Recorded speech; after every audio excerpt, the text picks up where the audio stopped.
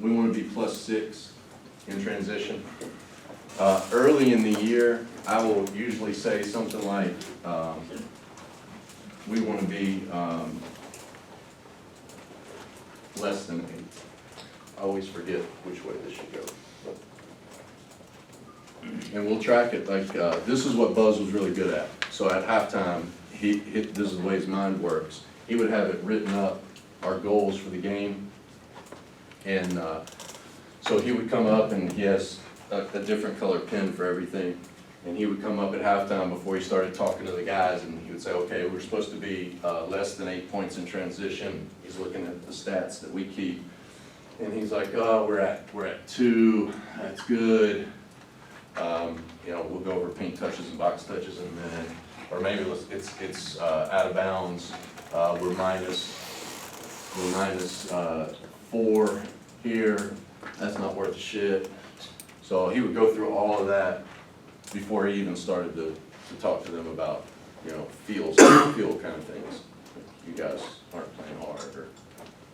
Would an assistant or a manager have already written all that on the board, so all he then has to do is go over it, or is he the one writing it? He's the one writing it. Okay. Yeah, and he's got this like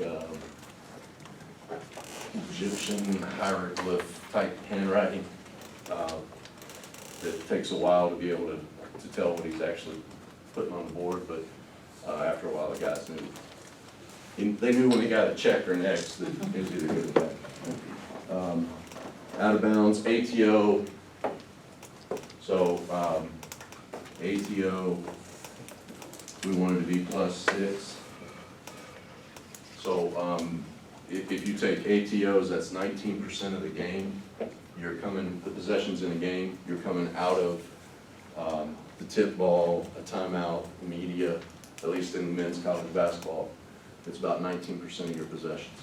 So if you can win those 19%, you've got a chance with your team captive in front of you to say, we're gonna run this, and they're gonna run this. So spending a lot of time on how to win those ATOs is really important. And then we track paint touches. So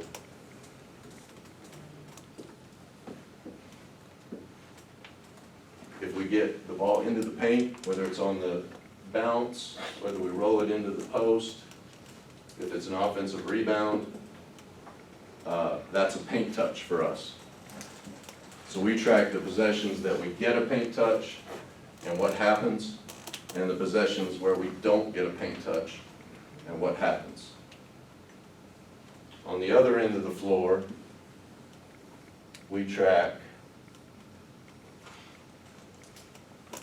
so we use the NBA lane, and this is the box, and we track box touches. Does the other team get it into the box on the bounce? Did they roll it in? Did they get an offensive rebound?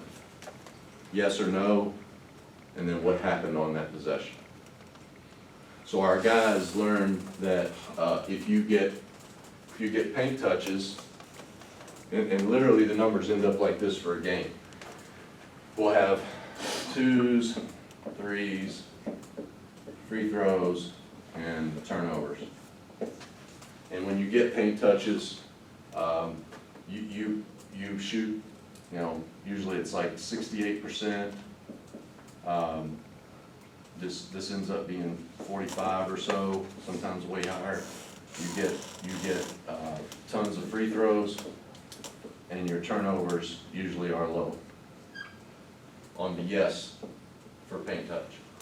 And then we'll give them something that says no for paint touch. And we put every game to bed, we call it putting the game to bed the next day. And we'll have the same thing over here. When we didn't get a paint touch, these usually go down to like 25%, 17%. Free throws are very low, and usually turnovers are higher. So your guys your girls will start to understand through the numbers how playing the right way helps them win. And for us, that's a game within the game. And we go over that every media timeout. For the yes, is it what happens directly after a paint touch, or is Yes. it? So like, if we had paint touch early in the possession, and then we move the ball two sides, and that doesn't count as a yes, or it does? It does. Once Okay. once you get it in, get it out, it's Gotcha. paint touch. Yeah, yeah. Buzz is taking this to a whole nother level. They are now tracking multiple paint touches and sides of the floor. I don't have the manpower to do that. Size of the floor, I mean, now it changes. Yeah. Yeah, and he's got all these numbers about if you get a multiple paint touch and 3 sides of the floor, which is what we were talking about yesterday, bless you.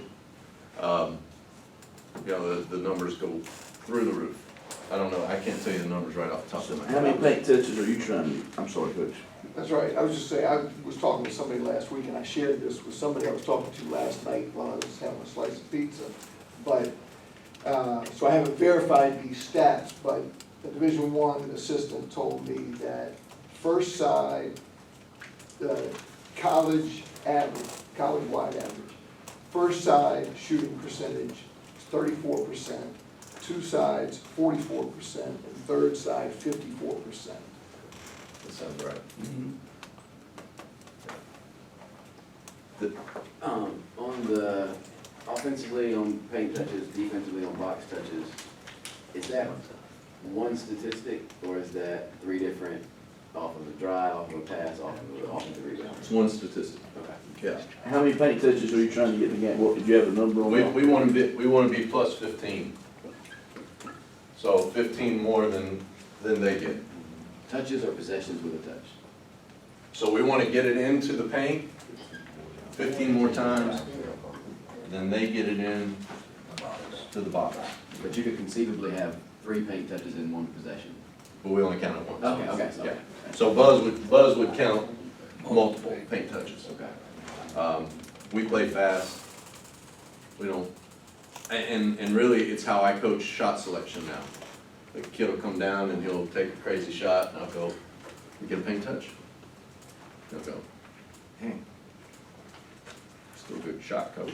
Do you know what percentage of possessions that you're getting, that's a good question, you know what percentage of possessions that you're getting paint touches now? I mean, that, because it's on their minds? Yeah, so, I should have had all these numbers, had a lot on that sheet. So we would, I think we were at 93 possessions per game. And I think we were at something like 58, yes, paint touches. Which has been, I think, lower, we were lower this year than we have been in the past. But if you want these numbers all to look right, the free throws, your turnovers, all the games within the games, it really all relates back to these numbers. Bart, do you chart passes per possession? No, but we have on occasion when we think it's a problem. Yeah, I had a guy named Dan Larkin, who's now at Johnson and Wales, and that was his thing, like, he wanted to track passes per possession. Is there anybody else here other than the Cavaliers who chart passes per possession? Or total passes in a game or anything related to that? Yes.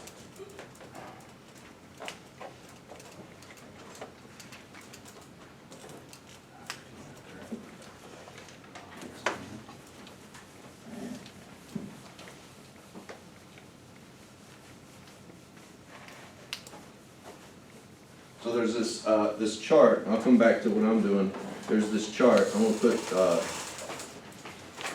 here you go, Ben. So let's say,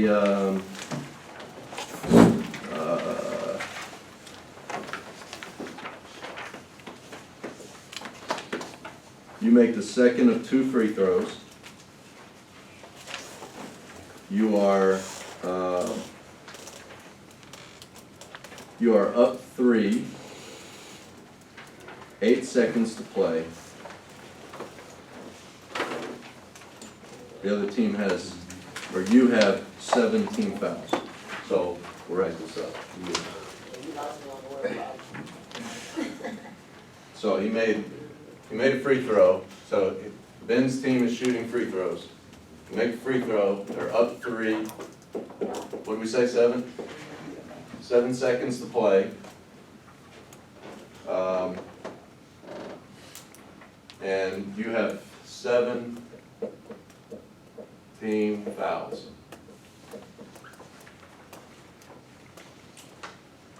What are you gonna do? I guess you don't have to. Where are you taking the ball out? The ball, he just made a free throw. Oh, they gotta come link to the court. They gotta come length of the court. You're up 3. 7 seconds. 17, give some of your shit up. I mean, like Connor here, he's our statistics guy, he's like, you gotta practice foul. I've never, one time when I was at Kansas, we tried that and guy got into a shot, and I'm just like, I'm not doing it. Of course, I've seen my dad's team get beat twice in postseason, giving up a 3 and then losing overtime, so. But I've never, we will mix up, sometimes play a soft zone just to throw them off, but, Soft zone. Full court. yeah. Make Just it to slow them go down, soft. 'cause, Write that down. yeah. Or we practice that, and then we practice just switching everything. But we've practiced fouling, but they haven't convinced me to do it yet. It's mid-court foul. Get the midcourt foul. So, Throw up for mid-court, so we got doesn't get in the shot. But I think the key is practicing. And I think like even Connor's dad was a longtime high school coach, he has the stats on, and it favors fouling, correct? But How much does it favor fouls? I mean, that Harvard did a study on it, it was pretty much just like, and it's hard really for me to say that it's valid because each situation is different with the guy who's shooting it that might shoot it better than a guy, like, so it's never gonna be the same situation with the same guy. You know, some guys are, you know, more likely to make a 3 or whatever, but, it's something to like, when you're just playing the odds of, you know, in one situation, one thing has to happen, like the ball has to go in the basket for a 3. In the other situation, he has to make the first one, miss the second one, they gotta get it back and they gotta score. Right. So you're playing the odds of more occurrences have to happen as opposed to the ball just going in. You know, you can't exactly put percentages on it, but you're just playing the odds of the chances that all those things actually happen. Me and Nigel used to talk about this particular situation a lot, and the thing that I always felt like was, you're probably gonna win more often, more often than not, if you foul. But there's only one situation where we can lose in regulation, like fouling is the only way we lose in regulation. So the only way you lose is if you foul +1. Which is why you don't foul. Or you're just taking your chances. all I know is when you watch games on TV, you see guys come out and hit threes all the time, it's in the game overtime. And very rarely do you ever, it happens, but I don't know what the percentage is, but very rarely do you see a team get fouled, make their first one, miss the second. And sometimes when they try to miss it, they make it. Isn't that how Virginia beat Iowa in the tournament? Didn't they miss the second free throw, get their own rebound? Did Keith take it to the shot and send it to overtime? If it had been a 3, they'd have won in regulation. Yeah, that's right. It was a 2. But how many people practice missing it? Like, you're more likely to have a practice of a play to get down and score in 7 seconds versus, all right, if we get fouled, we're gonna practice make the first one, miss one, and we're gonna have very few people practice that, Well, like you so. said, Coach, the girl from Notre Dame, last year she hit the game-winning shot. This year, she got on the line, she missed the first one. She tried to miss the second one and yeah. Coach, do the other team have timeouts? Do they have timeouts? Yeah, I'm sure that's on the sheet, but, Does let's say yes. Oh, okay. well And then then- in the women game, we can advance it, so it's kinda like. Like I know in high school, we won a game this year. We were up 3 with 8 seconds to go.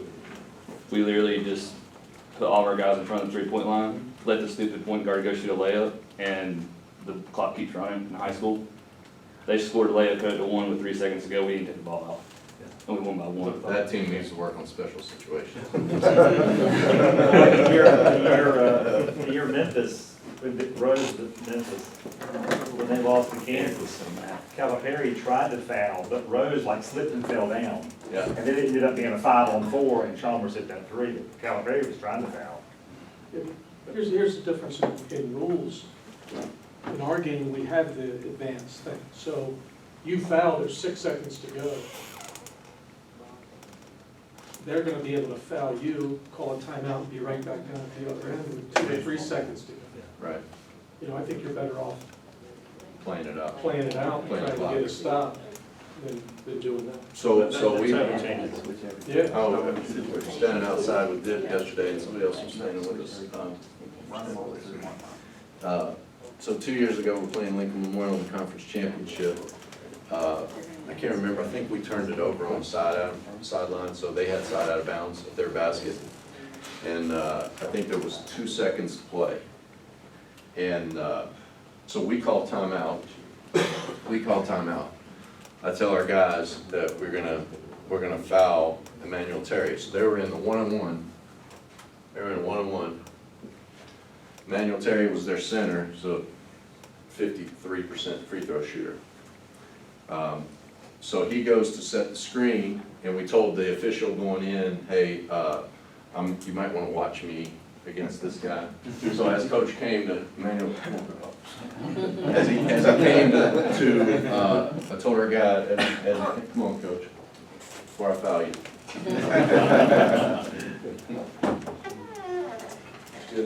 Yeah. So referees, we basically told the referee we're gonna foul. As he goes to move, we push him off his line really hard, showing our hands. They called the foul. He actually got to the screen. The kid comes off the screen, our defender comes with him. He catches it, turns, shoots it, makes it. Our kid probably fouled him, but they called the foul right there. So Emmanuel Terry goes to the line, one-on-one, misses the first one, scrum for the rebound, it goes out of bounds, our ball, game over. So for me, it's the odds, and here's how I wrote this down.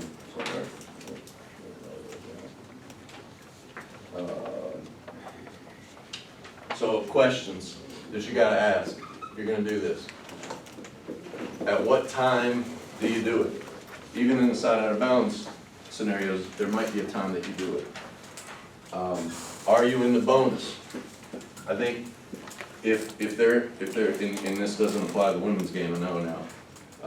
But if for the men, if you're in a one-on-one, think about this. You've got to stand up there, just like the reverse of what happened there. You've got to make the first one in a scenario where you're gonna lose. You got to make the first one, and then you got to intentionally miss the second one. And if it's not a really good free throw shooter, it's hard to do, pressure situation. And then you have to ask, can you get the rebound? In my memorable speech here last year, I told the story about the Final Four the year before where we fouled a three-point shooter. We were up 5, I fouled a three-point shooter. My 5-man did when we were supposed to just be 5 seconds to play. He makes the first one, makes the second one, misses the third. We don't get the rebound. They get the rebound, make a shot, and we lose the game. Yeah, tough way to go. They tied it. They eventually beat us in overtime to go to the national championship game. So, can you get the rebound? Big question. I don't have any stats, maybe they exist somewhere, but I'd like to know what other guys think. For us, since we have been moved up the lane, I think there are more offensive rebounds on free throws. That's my observation. Does anybody else feel that way? College, high school's still down low, right? So, any college guys, do you see that, think so? I think the teams that go after them get it. can run plays, the people that run plays, the people that put people up and teach their guys to tip out, Villanova's really good at that. They get them. Do referees ever call that foul? Last free throw at the end of the game, if I just shove that guy, I mean, do they all the way up under the backboard? Do they ever call that? I mean, is that, has anybody in the room seen it? I would say if it was blatant, maybe. But like, 'cause my They're gonna thought allow process, it. I think it was in the tournament at some point, Duke had one where they didn't get offensive rebound at the end. And people are looking at the replay, oh, he fouled him, he shoved him. Why wouldn't he foul him? Yeah, Either we get the offensive rebound or they call a foul and the time comes off the clock. Why would we not shove him under the backboard? that's Yeah, why nothing to lose. That's why Mike Krzyzewski's so good. Foul them all you want, just push them all the way in fast. But that's what you gotta decide when you're deciding whether to foul. Can you actually get the rebound? And then, do you practice? Which is what everybody's been saying. So to lead on with this, I'd like to hear how you guys practice free throw box outs. Anybody have a good way? Well, I'm giving you a 4 signal, minutes. 8, 8 minutes, all right. but I'm happy to jump in. How do you practice free throw box outs? How do you Well- teach it, and how do you practice it? Regular or a special situation? Either, Okay, well, both. just regular, we're gonna X on one side, step up towards the shooter. If you're blocking the guy, and his partner on the lane is gonna step down, and we're gonna try and double team him. Yeah. On the other side, you're by yourself, guy steps up towards the shooter, the other guy's got the shooter theoretically, and So you steps got in front, makes two on their best rebounder, 1-on-1, and got the shooter. correct. Does everybody do that? Yes. I do mine a little opposite. I don't X. That guy, one takes the shooter, 2 guys box, then I got 1 free safety. And then he go gets the rebound, because everybody else is That's what I do too. box. That's what I do too. I take all the space, teach them how to put their feet together and come apart. And then the guy that's not getting the shooter takes a run and go and tries to get off his feet. Right. I don't even go over, that's the defensive aspect of it. I go with the offensive because we're terrible shooters, so I figure we're gonna miss it. So we practice, rebounding the miss as the offensive team. And basically what we do is, where the 2 people in the middle, they'll look at each other and say, who's going first? Whoever's going first. They don't even try to spin or anything. They just cut in front of this person on the block because that person's gonna step back to box her man out. So she's cutting in front of her, she's cutting here. So now my 2 girls are on the block for the rebound to put it right back in. And you get a lot of those because you Yes. lead the country. We're terrible shooters, so yeah, we get a lot of rebounds. Yeah. The possessions, add up in all those numbers. Is 1 point every time. your guy always like a leaper? Is that a designated, this is the best athlete on the floor, the rebounder? Or- Yeah, the best one that's left, you know, with those guys. So how do you, so I hear everybody's technique, how are you practicing that, how are you doing that in practice, like what, cause I got something great a few years ago from, I can't remember the guy's name, used to be at ODU, he was actually there, we call it Monarch. But, play live, play the 3, there's no dribbling, both teams can score it in the basket, we call no fouls, there's no out of bounds, it's a bloodbath now, I mean, it's freaking terrible. Hope nobody administration walks in and doing it, but like, it just completely changed everything for us. I don't know, it's just amazing to be honest. I mean, but it's just, you can't dribble, you can't do anything. Whoever gets the ball can shoot it. And, now, if you lose, your ass is running, obviously. And, I mean, those guys, they take it serious. It's like their favorite. And we can't do it so many times a week, cause, I mean, Yeah. we've had some crazy shit happen during it, but, you know, it's good. I mean, cause it's all about attitude, you know? How do you give them points? You score the basket, the only way you get a point, so like, there's no fouls, okay? So, what you're wanting is a box out and go for the ball, obviously. Now, shit, whenever we were really good, we had kids playing football at Akron right now, we said no fouls, and he punched the kid in the face. So I mean, you gotta be careful. But So how do you start the drill? you start on the free throw line. So you're on the free throw line. That's the whole, so you're on the free throw line. Now, the only thing that can be called is obviously you can't go into the lane early. But once the ball leaves fingertips, it's just live. And here's what happens also, which helps in the game situations. Guys will get smart. So I can't dribble it, right? So if the offense gets the rebound, guess what? You're not scoring down there because you got the big guys knocking the hell out of you. So somebody will get smart, and your shooter will come fill behind them, and they kick it out, and that's who ends up winning the game. Okay, and but so now you have the offense. Obviously, the guys who were on the line in the defensive spots had the advantage. Yeah. They actually learned how to box out correctly. The offensive guys are at a disadvantage, so they're fouling the hell out, which is what's going to happen in the games anyway. So now, and usually, what would you say? 2/3 of the time, the defense, whoever starts.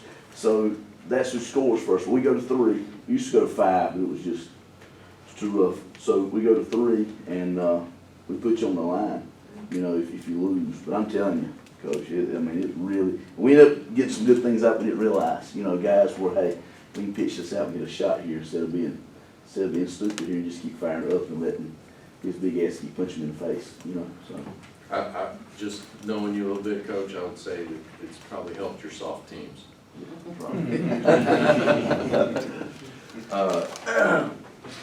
Anybody else have a way they practice free throws, Coach? Yeah, I think if you really emphasize the first day of practice to the last day, and I'm talking about, I played for the national title, and you get an hour of practice out there in Hutchinson, and I was a junior college coach. There's no difference between September 1 and when I'm gonna try to win a national championship. And the routine's the same thing on every free throw. So every free throw is a critical free throw. And it just gets ingrained in your guys. And now, the first week of September, you get a couple of guys that relax it, or new guys and freshmen, and they never boxed out before in their lives. And, you know, you're beating them some bitches into submission. And then the upperclassmen wind up saying, look, this ain't no party here, man. This is serious stuff. And it just gets ingrained and it gets passed on. And then when we became a 4-year school, it was even more, I felt effective, but more important because I didn't have the studs at Division III level that I had at junior college. I mean, the box out, to step across, and boxing the shooter out from the other side. We're telling them, if we're gonna beat this team by 30, which we've had done plenty of times, or if we had beaten 1 by 1 point. There's no difference in emphasis. And you as a coach, and I always had new assistants all the time, and you know, they didn't recognize, some of them never coached before, they didn't recognize the importance of that.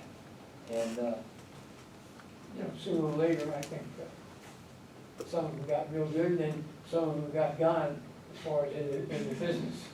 They didn't get gone with me because I wasn't paying shit. I needed for something, I figure out what they were useful for. But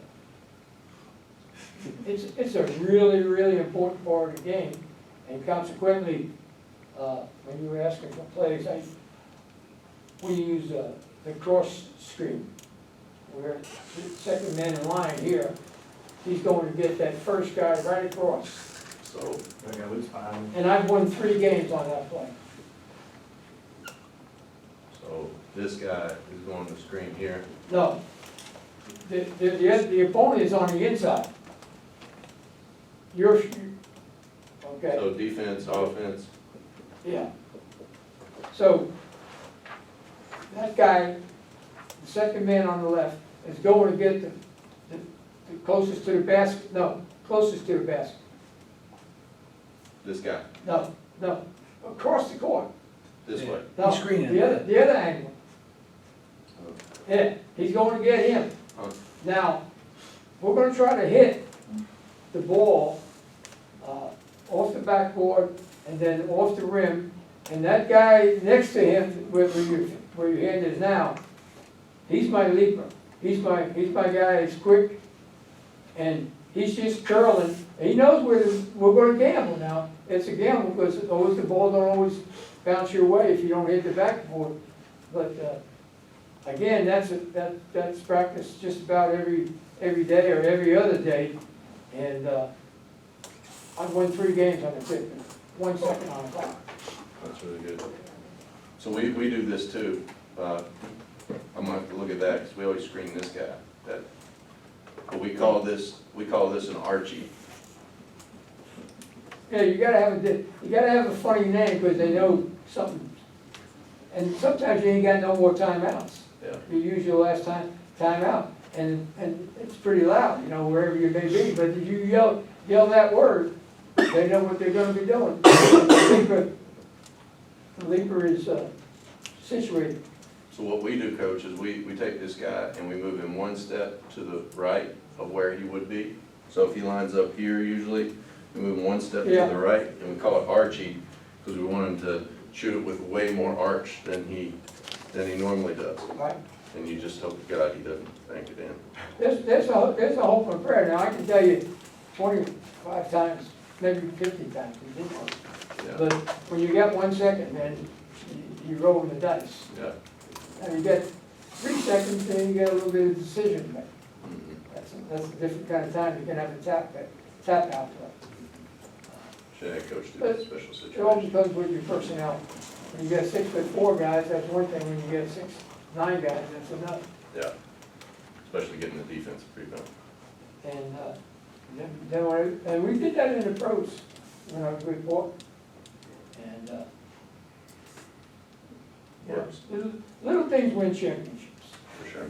And that's not a little thing when you win a championship. That's when you look like a genius. Yeah. All right, he's given me the hook. I guess the last things that I would, want you to think about are, how are you evaluating yourself? I go back and I watch, I'm gonna redeem myself from screwing up that Final Four the year before. So we lost 5 games this year, but they were all about double figures, so I can lay those completely at the players' feet. I didn't screw one up as bad as I did the year before, but go back and watch all of your, if you haven't done it in a while, maybe this year, this past year and the year before, all your close games, watch the last 5 minutes and evaluate yourself critically. If you're a head coach, ask your staff to give you, and I do this through our whole program, you better put your raincoat on, because careful what you ask for, but I ask them to tell me what are we doing well, what are we not doing well throughout the entire program. And sometimes